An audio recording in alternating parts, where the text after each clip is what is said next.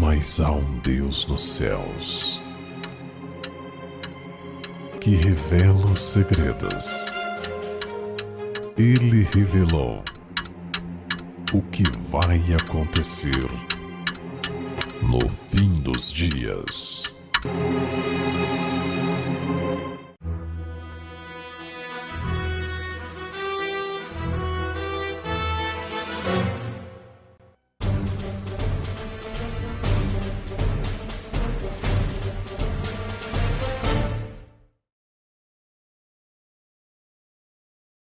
Pérolas escondidas.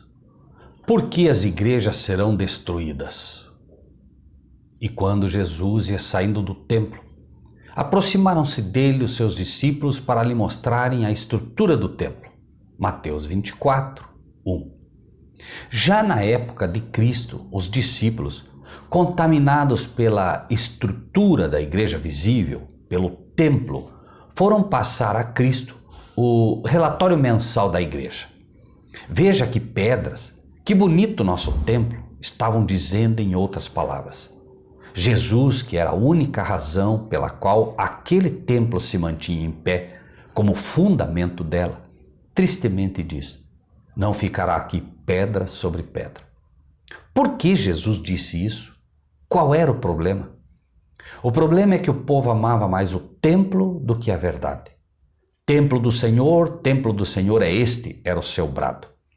Cristo, o verdadeiro fundamento, era rejeitado e os próprios discípulos estavam embriagados com a beleza do templo visível, esquecendo-se do que realmente valia a pena. Conhecereis a verdade e a verdade vos libertará. Presos a ideias preconcebidas de que a salvação estava nas igrejas ou nos templos, precisavam libertar-se delas. Foi necessária a destruição completa do templo, já que o templo roubava o coração dos homens. A sinagoga era mais amada que a verdade. O templo era o verdadeiro ídolo. Passa o tempo e, como nada de novo debaixo do sol, segundo Eclesiastes 1:9, templo do Senhor é este, ecoa ainda dos membros das igrejas de hoje. Competições entre líderes e membros para ver quem constrói uma igreja, um templo mais bonito, embelezando as pedras mortas e esquecendo-se do verdadeiro templo do Senhor, as pedras vivas, o interior, o espiritual, que somos nós mesmos. E com muito mais força ecoa de templos adventistas nominais, batistas, evangélicos, pentecostais, que, entusiasmados com os relatórios mensais, clamam a plenos pulmões a razão de sua fé na estrutura da instituição. Temos hospitais, temos escolas. Veja que maravilha, Senhor, como são bonitas nossas igrejas. Olha a estrutura, Senhor, a beleza arquitetônica. Construímos só neste ano mais X igrejas, batizamos mais de tantos, etc, etc, etc. Novamente, a igreja visível de pedras mortas é apresentada ao Senhor como se ele estivesse preocupado com a beleza física de algum templo. É com as pedras vivas que o Senhor se preocupa, com almas e não com templos. O templo agora estava condenado pelas palavras de alguém que não erra. Era só uma questão de tempo. Havia tempo para arrependimento, mas poucos anos depois, morreram milhares dentro da estrutura do templo, porque até o último segundo agarraram-se a ela como se pudessem ser salvos por ela, enquanto os verdadeiros cristãos já haviam saído daquelas estruturas há muito tempo, obedecendo a ordem do Senhor.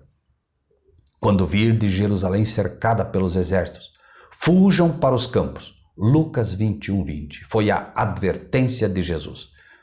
O templo é adorado, e as instituições adventistas, inclusive, que deveriam ser um exemplo ao mundo do protestantismo verdadeiro, nunca esteve tão cercada e tão contaminada pelos exércitos romanos.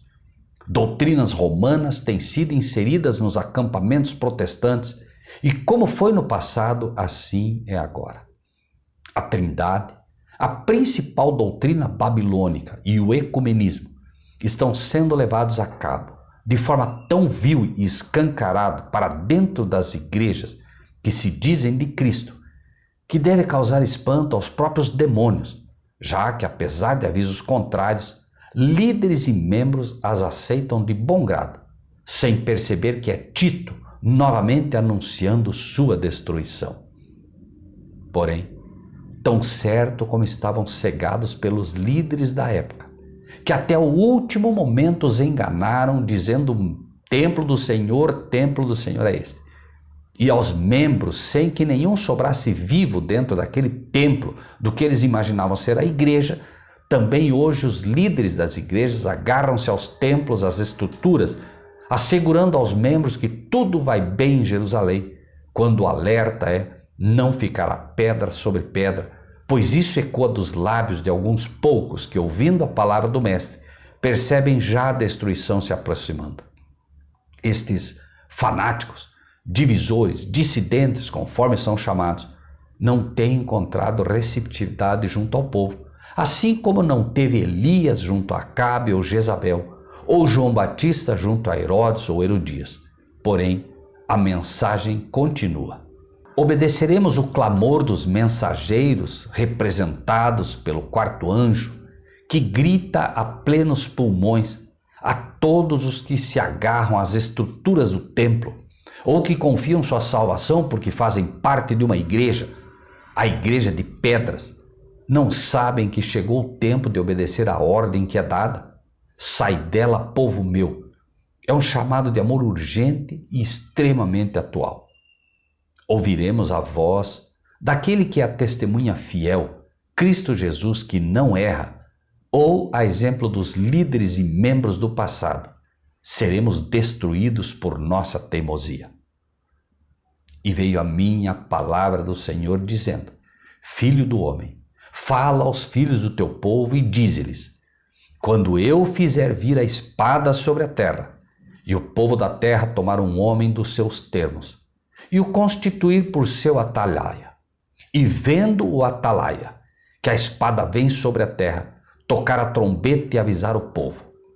Se aquele que ouvir o som da trombeta não se der por avisado, e vier a espada e o alcançar, o seu sangue será sobre a sua cabeça. Ele ouviu o som da trombeta e não se deu por avisado, o seu sangue será sobre ele. Mas o que se dá por avisado salvará a sua vida. Ezequiel 33, 1 a 5. Estamos dando aviso. Deus tenha misericórdia do seu povo.